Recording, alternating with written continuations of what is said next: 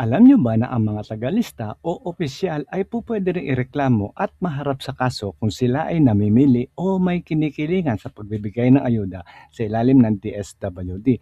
So ano ang mga dapat gawin at saan tayo pwede magreklamo?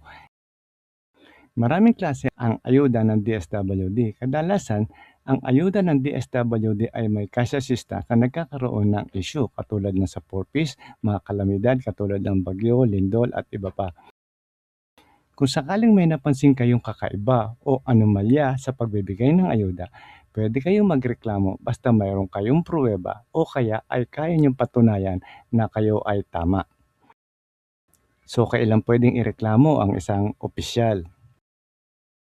Kung ang mga tagalista o opisyal ay una namimili ng bibigyan base sa kakilala, kamag-anak o kapatid o kapalit ng pabor, humihingi ng pera kapalit sa pag-encode o pagpasok sa listahan.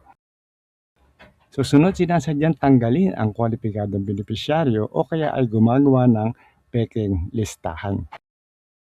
Ang mga kasong pwedeng ipataw dito ay una, grave misconduct, abuse of authority, posibleng kasong kriminal, halimbawa graft and corruption. So saan maaaring magreklamo? Sa DSWD Field Office sa inyong rehiyon. Kada lugar po meron po tayong field office, no? Ang DSWD. Meron din po silang grievance and complaint desk para lalo na sa mga porpis. Sa Municipal City Social Welfare and Development Office. Sa Office of the Ombudsman, pwede rin po yan para sa kasong administratibo o kriminal laban sa opisyal ng gobyerno. Ito pa importante, sa 8888 Citizens Complaint Hotline. Maaaring tumawag at mag-online complaint. So ano ang mga kailangan? Una, buong pangalan ng inirereklamo kung alam, posisyon at opisina, detalyadong salaysay ng pangyayari, may ebidensya katulad ng screenshot, video, witness o dokumento na pwede niyong ipakita. Pwede ba silang maharap sa asunto? Yes po. Kapag napatunayang may paglabag, maaari silang masuspinde, matanggal sa trabaho o makasuhan sa korte.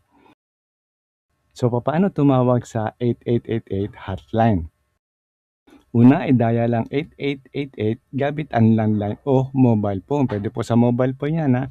Sabihin ang inyong reklamo ng malinaw at detalyado. So, hihingi sila ng pangalan ng opisina, ahensya, halimbawa, DSWD, LGU o barangay. Pangalan ng inirereklamo kung alam nyo, buong detalye ng pangyayari at bibigyan kayo ng reference number. Itago nyo yan.